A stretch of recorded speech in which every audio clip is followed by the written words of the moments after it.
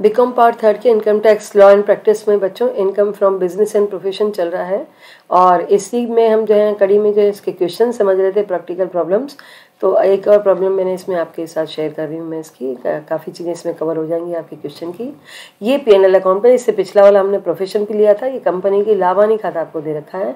Opening stock, purchase, railway flight, salaries and wages, director fees, audit fees, legal expenses, repairs to building and machinery, staff welfare expenses, general charges, interest paid, provision for bad debts, depreciation allowable, donation to national fund और जो है for rural development, managing directors, remuneration, contribution to employees, state insurance, ये तो आपको खर्चे दिए इसने।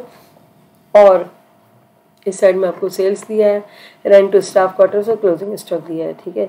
और इधर डिवेंचर रिडम्पशन फंड में पैसा डाला आपने, प्रोविजन फॉर टैक्सेशन बनाया, जनरल रिजर्व बनाया, प्रपोज डिविडेंड बनाया और ये आपका बैलेंस आ रहा है 83,000 का। और नीचे आपको कुछ अदर और भी चीज़ें दी हैं, इनको भी देख लीजिए, है ना।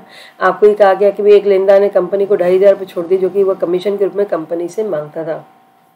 कंपनी ने ये राशि पिछले वर्ष के आय व्यय खाते में लिख दी थी, परंतु अब ये राशि एक विशेष संचय खाते में लिख दी गई है, ठीक है। एक लेनदार ने कंपनी को 2,500 रुपये छोड़ दिए थे जो कि कंपनी से वो कमीशन के रूप में मांगता था, ठीक है। सामान्य व्यय में जो है निम्न शामिल है, एक आपका बीमा प्रीमियम है, रिपेयर्स है, आपका नगर पालिका कार्य है, पुण्यार्थ दान के 500 रुपये अलाउड नहीं होंगे। कल्याण संबंधी खर्चों में 750 रुपये कंपनी के श्रमिकों के प्रयोग के लिए एक पक्के कुएं की लागत का है, तो पक्का कुआं बनवाना भी अलाउड नहीं होगा क्योंकि ये क्या है कि आपका कैपिटल नेचर का खर्चा माना जाएगा। कानूनी व्यय में 11,000 रुपये की वकील को आयकर मुकदमे की लड़ने की फीस दी है और 3,000 रुपये अपने वकील को विक्रय कर के लिए फीस दी है और 1,000 रुपये प्रबंध संचालक को पाकिस्तान में तस्करी का माल भेजने के संबंध में दी गई सजा के संबंध में। चलिए कानूनी व्यय का भी देखेंगे। भवन की मरम्मत में 5,000 रुपये व्यापार गृह में वृद्धि की लागत के शामिल किए गए हैं। प्रबंध संचालक के पारिश्रमिक को 4,000 रुपये एक भूतपूर्व प्रबंध संचालक को दिए गए बोनस शामिल है, तो उनको जो दिया जाएगा बोनस वो अलाउड नहीं होगा। चुकाए गए ब्याज में से 2,000 रुपये कंपनी के व्यापार के लिए ऋण प्राप्त करने की दलाली, ये अलाउड हो जाएगा। कंपनी राज्य बीमा में नियोक्ता का 2,000 रुपये का अंशदान जिसे लाभानी खाते में सम्मिलित कर दिया गया था और इसका भुगतान जो है 16/11/2018 को किया गया था, यानी कि ये जो भुगतान है 31 मार्च 2018 को ये ड्यू ही था, ठीक है, उससे पेमेंट नहीं किया गया था। माल के क्रय के संबंध में 30,000 रुपये के एक बिल का रेखांकित चेक से भुगतान किया गया, तो रेखांकित चेक से भुगतान अलाउड है। कंपनी करदाता ने जो है गत वर्ष के किया गया भुगतान कहाँ गया, हाँ, माल की क्रय के संबंध 30,000 रुपये के एक बिल का भुगतान रेखांकित अलाउड है। करदाता ने गत वर्ष के दौरान 2 लाख रुपये राष्ट्रीय बैंक के पास चाय, कॉफी एवं रबर विकास खाते में जमा कराए थे, जिसका कि 33 AB की शर्तें पूरी करते थे। जमा कराने पर आपको जो है इसकी छूट मिलेगी, इसको अपन माइनस कर देंगे। चलिए अब अपन देखते हैं पीएनएल अकाउंट बनाते हैं। नीचे से आपने प्रॉफिट लिया एज पर पीएनएल अकाउंट और इसमें जो खर्चे अलाउड नहीं है उनको हम ले रहे हैं, तो सारे रिजर्व्स होंगे आपको पता ही है। प्रपोज डिविडेंड होगा, डोनेशन और कैपिटल नेचर के खर्चे हैं और यहाँ पे डायरेक्टर से रिलेटेड जो खर्चे हैं उनको भी इसमें ले लिया जाएगा।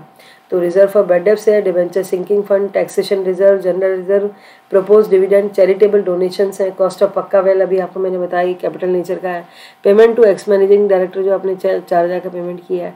इसी तरह से जो आपने जो है contribution to ESI deposit at after due date of furnishing income tax return, ये सब में जमा कराया आपने, लेकिन वो आपने इनकम टैक्स रिटर्न की डेट के बाद में कराएं तो ये भी अलाउड नहीं है। Purchase bill not paid by account पे चेक, है ना, अगर आपने अकाउंट पे चेक से जो है भुगतान नहीं किया है तो उसको जो है इसमें जो है पेमेंट अगर आपने माल के क्रय का नहीं किया तो इसको जो है इसमें ले लिया जाएगा, ठीक है।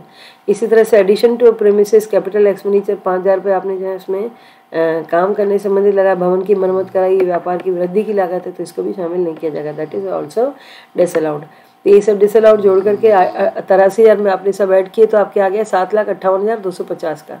इसमें ऐड करिए trading liabilities forgone by creditor. एक क्रेडिटर जो था वो जो है उसने भी है ना अपनी लाइबिलिटी भूल गया था, इसको आपने टैक्सेबल करना है, तो टैक्सेबल करने के लिए आपने इसको आपस को ऐड करना होगा, ठीक है। और इसी तरह से नेशनल बैंक में आपने 2 लाख जमा कराया तो उसकी छूट मिलेगी, उसको माइनस कर दीजिए, तो आपकी टैक्सेबल इनकम फ्रॉम बिजनेस हो जाती है 5,60,750 की, ठीक है ये। और अगर आप इसकी जो है टैक्सेबल इनकम निकालते हैं फ्रॉम बिजनेस की तो ये 40% है, ये कहीं दिया होगा इसने क्वेश्चन में कि ये 40% इसकी जो है बिजनेस की इनकम है।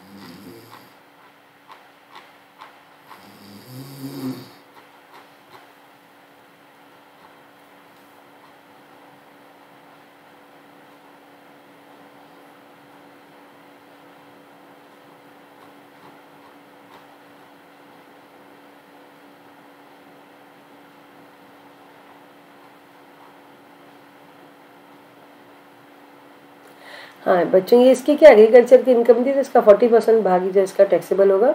तो 5,60,750 का 40% आपने जो इसमें टैक्सेबल कर दिया है।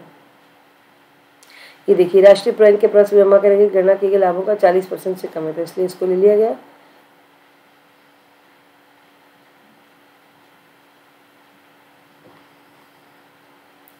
चलिए बच्चों, देख लीजिएगा इस क्वेश्चन को, और भी क्वेश्चन से आप करेंगे इसके, और मुझे कोई भी प्रॉब्लम रहती है तो आप मुझसे इस पे व्हाट्सएप ग्रुप पे शेयर कर सकते हैं। धन्यवाद।